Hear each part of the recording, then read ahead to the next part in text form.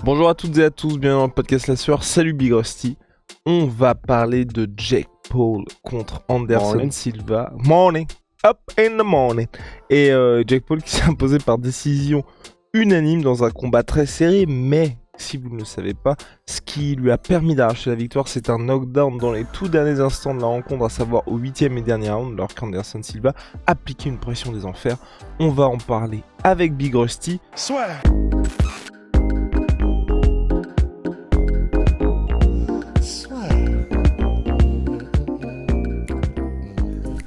Entre dans l'octogone avec Unibet.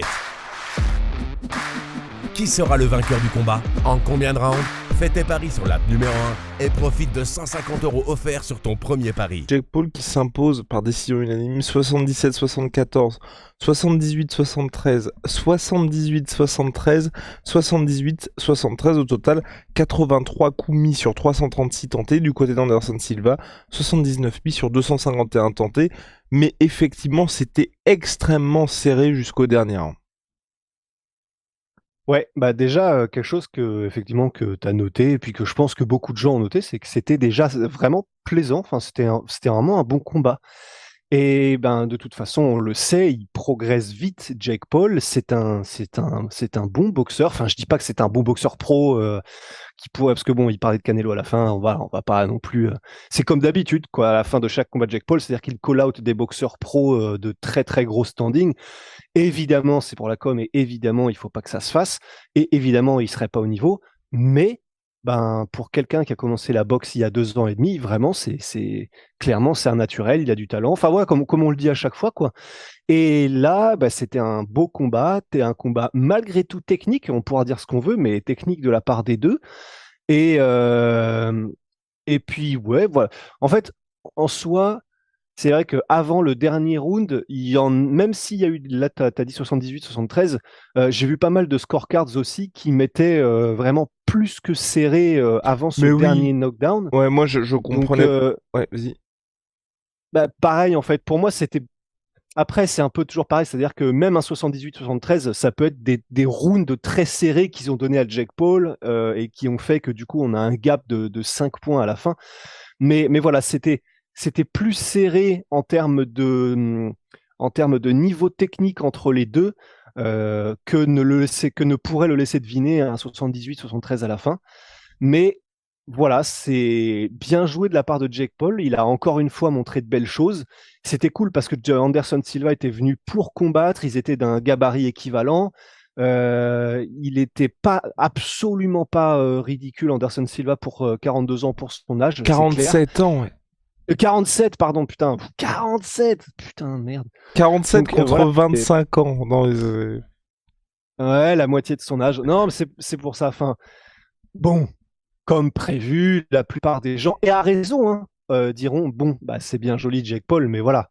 Il a pris un mec qui était sur la pente descendante en MMA, en la personne de Ron Woodley. Il a pris un mec qui savait pas boxer, en la personne de Ben Askren. Là, il vient de prendre un mec qui était un bon striker, mais qui est lui aussi à 50 ans passés, même s'il a battu des bons boxeurs il y a quelques temps. C'était Julio César Junior, ouais, ça. complètement. Voilà. Donc, bah, en soi, je sais même pas trop ce qu'on peut rajouter parce que c'était une moi, bonne quand même... performance de Jake Paul, mais Après, je sais pas ce que t'en as pensé. Moi, c'est pour ça que la scorecard m'a un peu frustré. C'est que jusqu'au knockdown, moi, je trouvais personnellement qu'Anderson Silva, tu vois, donc mettait la pression, avait l'ascendant en termes de volume, et j'avais cette impression globale qu'il en avait un petit peu plus sous le pied, et qu'à part le moment où Jake Paul touchait au corps, et ensuite ça arrivait 2-3 fois, je crois que ça arrivait une première fois au fin de premier round et une autre fois au troisième round où il arrivait à placer son crochet du droit. Le reste du temps, c'était quand même un petit peu poussif de sa part parce que tu vois, on voyait bien qu'il était assez souvent acculé. Et donc c'est ça qui, moi, m'a un peu frustré au global, tu vois, de voir quand ils mettent, donc c'est un de leurs experts, un des commentateurs, qui met sa scorecard personnelle et puis qu'on voyait qu'Anderson Silva n'avait gagné que le deuxième round. J'étais en mode, bah quand même les gars, enfin j'avais pas l'impression de voir le même combat, tu vois. oui, effectivement, c'était qui, tu te souviens? Je sais plus exactement qui c'était, mais et puis même, tu vois, au global, tu vois, dans ce qu'il y avait dans les commentaires, ils étaient en mode, bon, bah, c'est très serré, mais on met quand même l'avantage à Jake Paul.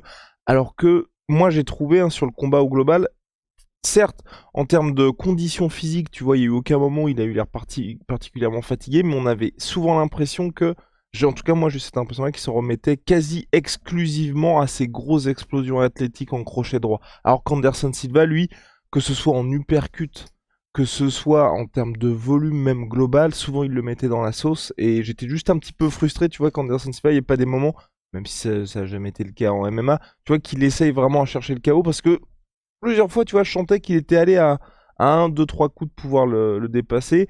En plus, à chaque fois qu'il le mettait en clinch aussi, on a pu voir Jake Paul qui a essayé de se donner un petit peu d'air de ce côté-là, mais il était un peu dépassé par Anderson Silva qui lui est arrivé à jouer un petit peu de roublardise. Donc au global, c'est ça qui m'a un peu frustré, c'est que je me dis qu'Anderson Silva, il y avait moyen qu'il fasse un petit peu plus sur ce combat-là. Et puis en tout cas, comme tu l'as dit, bah, il a certes 47 piges, mais il est toujours très bien, Anderson Silva. Ouais, bah écoute, ouais, effectivement, c'est intéressant. Moi, pour le coup, je mettais quand même Jake Paul devant et enfin, il jabait bien. Il l'a pas trouvé tout de suite la bonne distance parce qu'il respectait beaucoup Anderson Silva. Il l'a pas trouvé dès le début, mais il jabait bien, il double jabait bien. Sa posture était intéressante. Il arrivait à mettre des bons combos au fur et à mesure du combat de plus en plus. Complètement. Euh, Parce qu'il permet de mettre le knockdown dans le Ouais, dernier round. une combinaison de quatre coups avec corps et ensuite jab et un mi-overhand, si je me souviens bien, un truc qui ressemble un peu.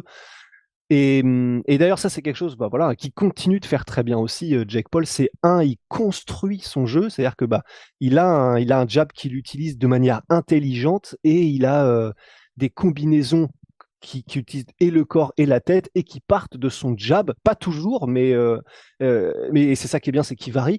Mais voilà, c'est vraiment, il a un jeu qui est intéressant, enfin objectivement, quoi. Moi, voilà, je mettais quand même à Jake Paul parce que c'est vrai que même s'il était un peu plus sur le reculoir que Anderson Silva, c'est pas pour moi comme il restait appliqué technique et qui Hmm. touchait. Je dis pas qu'il touchait dans le sens il faisait mal, mais il touchait Anderson Silva. Ça me choquait pas que qu'on l'ait mis devant, même si voilà pour moi c'était d'une plus petite marge, mais mais après Anderson Silva, bon, c'est un peu la classique, quoi. C'est-à-dire que c'est un peu la classique, comme moins exagéré que contre Bisping, par exemple, tu vois, où tu avais vraiment l'impression que s'il accélérait, il pouvait mettre KO Bisping à l'époque, du coup, en MMA. Mais bon, là, c'était pas à ce point-là, parce que j'avais pas cette sensation autant que s'il accélère, il peut tuer Jake Paul. Parce que j'ai presque envie de dire, sinon il l'aurait fait en fait. Et puis même, j'avais pas l'impression qu'il arrivait à se créer les mêmes ouvertures, même s'il arrivait à bien toucher Jake Paul aussi de temps en temps.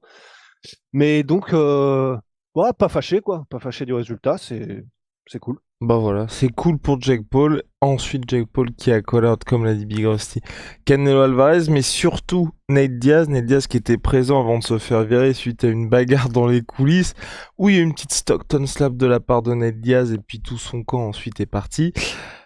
Bon, là, moi j'ai juste du mal à voir ce combat se matérialiser parce que Jake Paul est en cruiserweight, Nate Diaz déjà en 77 kilos, c'est un peu compliqué.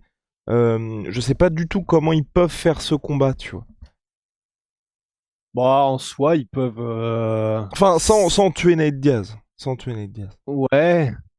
Bah, il a fait du coup la fin de sa carrière, Nate Diaz, en 77 kilos. Bon, on était vraiment plus proche de son poids naturel à 77 kilos et c'est pas, en 77 kilos, c'est pas un Kamaru Usman, quoi. C'est pas Mhm. quelqu'un qui a tu sens qu'il est plus fait pour les lightweight, quoi. On va le dire comme ça. Et donc, c'est clair que pour arriver à 85 kilos, qui est peut-être, pour le coup, pas loin de ce qu'il fait vraiment au poids naturel, je sais pas, j'aurais même presque. Ouais, voilà, je pense vraiment que c'est qu'il marche aux alentours de ce poids-là, de 85 kilos, tandis que Jake Paul, effectivement, il doit quand même faire un cut pour y arriver. Mais du coup, ce que ça veut dire, c'est que s'il voulait faire un combat à 85 kilos, bah, il pourrait. C'est simplement qu'on aurait vraiment quelqu'un qui doit, un petit peu comme, tu sais, quand Dan Anderson, fallait qu'il combatte dans les catégories poids lourds, le mec buvait de l'eau à mort avant les combats pour arriver à au-dessus de 93 kilos. Bah là, on aurait peut-être un Nate Diaz qui doit bien bouffer quand même pour arriver au-dessus des 85 kilos, ou en tout cas à ce poids-là, et un Jake Paul qui doit se déshydrater à mort. Et donc forcément, le jour du combat, ça ferait une grosse diff Ouais. physique. Et bah faudrait voir, parce que bon, Nate Diaz est quand même un très bon boxeur. Bah, c'est juste ça. Moi, c'est juste le côté combattant de MMA. différentiel physique qui m'embête un peu.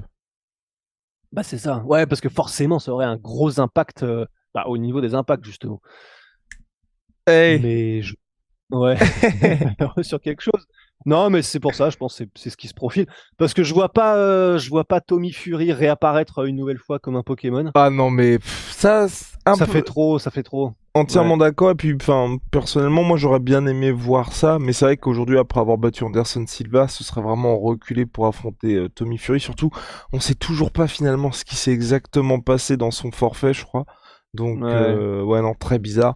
Donc, ouais, non, Si, il mais était pas malade, un truc comme ça. je sais Soit très malade, soit des peut-être, ouais. problèmes de visa, ou je Ouais, sais plus. ouais. Oui, peut-être des problèmes de visa, mais c'était assez particulier. Mais en tout cas, ce qui est sûr, c'est que je pense que pour Jake Paul, mine de rien, ça devient compliqué pour lui de se trouver des adversaires parce qu'il est trop fort pour affronter des mecs sans expérience. Et bah, Ouais. évidemment, pas assez bon. Mais quand je dis pas assez bon, bah, on peut pas rattraper 20 ans de carrière comme ça en Oui. 3-4 ans. Donc, non, franchement, en tout cas, respect à lui parce que je pense que même les gens qui le détestent commencent à se dire, bah, c'est mine de rien en train de devenir un vrai boxeur.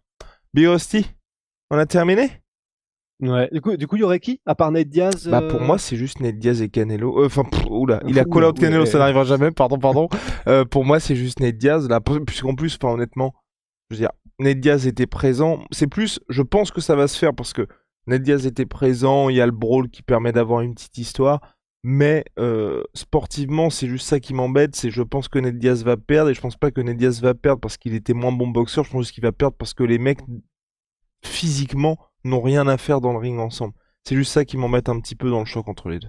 Est-ce que parce que moi je me dis sinon une suite logique, une marche logique, ce serait un boxeur, un professionnel de boxe anglaise qui a eu une bonne carrière mais retraité depuis plusieurs années qui revient. Ouais, ça, ça Parce peut que faut en voir fait, le je gars vois plus aussi. que ça. Parce Ouais, que s'il veut vraiment entre guillemets un step-up, je pense qu'au niveau com, c'est ce qu'il lui faudrait. après ça devient dangereux quoi. Bah ouais, mais à un moment, Hey, ouais. Après le truc c'est que, enfin, moi je pense toujours que Jack Paul, le moment où il perd une fois, tout s'arrête. ouais, probablement. Après, c'est dommage parce que, enfin, c'est dommage. Non, c'est bien parce qu'Anderson Silva l'a battu, mais Julio César Chavez Jr., tu vois, ça aurait été potentiellement un bon match-up pour Jake Paul, hein, s'il n'avait Ouais, pas du coup été déjà battu par Anderson. complètement. Non, ouais, il y a quelques petites options comme ça après. Hein. Ouais. En tout cas, à voir pour la suite. Je pense qu'en tout cas là, ils veulent big payday avec Nate Diaz. Nate Diaz le veut aussi. Ciao, ma sweet pea, ma sweet protein, moins 33% sur tous mes protéines avec le code de la sueur. See ya. Il y a